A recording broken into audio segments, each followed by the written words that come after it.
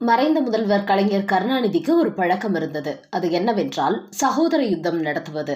அதாவது தன்னை மிஞ்சும் அளவிற்கு பெயர், புகழ், அதிகாரம், செல்வாக்கு கொண்ட நபர்கள் உருவானால் அவர்களை குறிவைத்து தாக்குவது, அவர்களை அழிக்க எல்லா விதமான நேரடி மற்றும் மறைமுக செயல்களையும் செய்வது.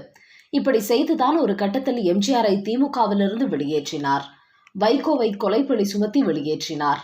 ஆனால் இதற்கெல்லாம் முன்னதாக எம்ஜிஆரை திமுகவில் வளரவிடக்கூடாது, தனக்கு கீழே வைத்திருக்க வேண்டும் என்று நினைத்து அவர் ஆரம்பத்தில் கையில் எடுத்த ஆயுதம்தான் அவரது மகன் முத்துவை சினிமாவில் நடிக்க வைக்க நினைத்தது.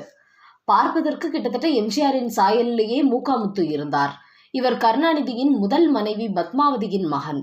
சிறுவயதிலேயே தாயை இழந்து விட்டதால் தாயன்பு இல்லாமலேயே வளர்ந்தவர்தான் முத்து.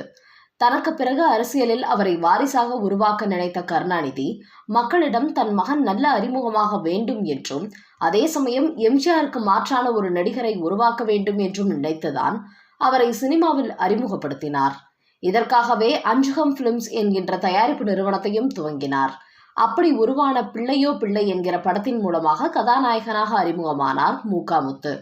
சிவாஜியை பராசக்தி மூலம் கதாநாயகனாக அறிமுகப்படுத்திய ராசியான இயக்குநர்களான கிருஷ்ணன் பஞ்சுதான் இந்த படத்தையும் இயக்கினார்கள். கலைஞர் கதை வசனம் எழுதினார்.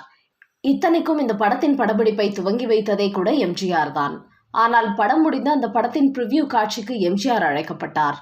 படத்தை பார்த்ததும் முத்துவை அழைத்து, நன்றாக நடிக்கிறாய், ஆனால் உனக்கென்று நடிப்பில் ஒரு தனி பாணியை உருவாக்கிக்கொள் என்று அறிவுரை கூறினார்.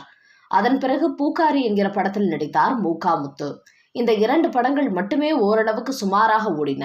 அதற்கு அடுத்ததாக முத்து நடிப்பில் வெளியான எந்த படமும் எதிர்பார்த்த வெற்றியை பெறவில்லை. சமையல்காரன், நம்பிக்கை நட்சத்திரம், இங்கேயும் மனிதர்கள், எல்லாம் அவளே, அணையா விளக்கு என தொடர்ந்து முத்து நடித்த படங்கள் தோல்வியை தழுவின. அப்போதுதான் முத்துவுக்கு மட்டுமல்ல, கலைஞருக்குமே கூட யார் ஒருவரையும் பார்த்து அவரது சாயலில் அவரை காப்பி அடித்து நடித்தால் மட்டும் பெரிய ஆளாகிவிட முடியாது என்கிற உண்மை தெரிய வந்தது. அதே சமயம் முத்துவை பொறுத்தவரை எம்ஜிஆருக்கு எதிராக அவர் களமிறக்கப்பட்டார் என்றாலும் கூட அவர் எப்போதுமே தீவிரமான எம்ஜிஆர் ரசிகராகத்தான் இருந்து வந்தார். அதனால்தான் எம்ஜிஆர் திமுகவிலிருந்து விலகப்பட்ட நிலையில் கூட அவர் எம்ஜிஆரின் ரசிகராகவே இருந்து வந்தார். எம்ஜிஆர் மீதான அன்பினால் தான் தனது ஒரு கையில் தந்தை கலைஞரின் பெயரையும் மறு கையில் புரட்சி தலைவர் எம்ஜிஆரின் பெயரையும் பச்சை குத்தி கொண்டார் முத்து. எம்ஜிஆரும் கூட கலைஞரின் மூத்த மகன் என்பதால் முத்து மீது அதிகமான பாசம் வைத்திருந்தார்.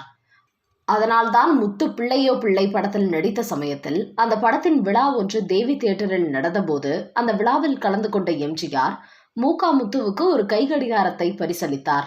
அப்படி பரிசளித்து விட்டு அவர் பேசும்போது, முத்துவுக்கு நான் ஏன் கடிகாரம் பரிசாக கொடுத்தேன் என்று நினைக்கலாம், ஹீரோவிற்கு நேரம் தவறாமை முக்கியம், அந்த அர்த்தத்தில் தான் இந்த ஹீரோவிற்கு வாட்ச் கொடுத்தேன் என்று கூறினார். இப்படி எம்ஜிஆர் மீதான பாசத்தை முத்து கைவிட மறுத்ததால் கலைஞர் கருணாநிதிக்கும் முத்துவுக்கும் இடையே மனக்கசப்பு ஏற்பட்டது.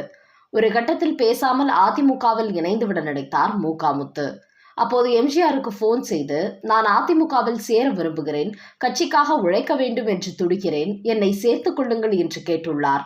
அதற்கு பதிலளித்த எம்ஜிஆர், நானும் அப்பாவும் அரசியலால் பிரிந்து இருக்கிறோம், ஆனால் அன்பு அப்படியேதான் இருக்கிறது. உன்னை அதிமுகவில் சேர்த்து கொண்டால் அப்பாவுக்கு மகன் செய்யும் துரோகம் என்பதை விட எங்கள் நட்புக்கு நான் செய்யும் பெரும் துரோகமாகிவிடும். அதனால் நீ எப்போது வேண்டுமானாலும் என்னை சந்திக்கலாம், உனக்கு என்ன தேவையோ என்னிடம் கேளு, நான் செய்கிறேன் என்று சொல்லி முத்து அதிமுகவில் சேர்வதற்கு தடை போட்டுவிட்டார்.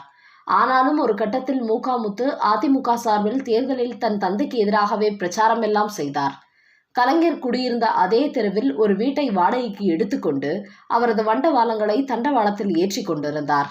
இதை பொறுத்து கொள்ள முடியாத கருணாநிதி தன் மகன் என்றும் பாராமல் தனது அதிகாரத்தை பயன்படுத்தி அந்த வீட்டிற்கான மின் இணைப்பையும் தண்ணீர் இணைப்பையும் நிறுத்தச் சொல்லி முத்துவை அங்கே இருந்து விரட்டி அடித்தார். கருணாநிதியை பொறுத்தவரை மகன் என்றாலும் தனக்கு உதவியாக இருந்தால்தான் ஏற்றுக்கொள்வார்.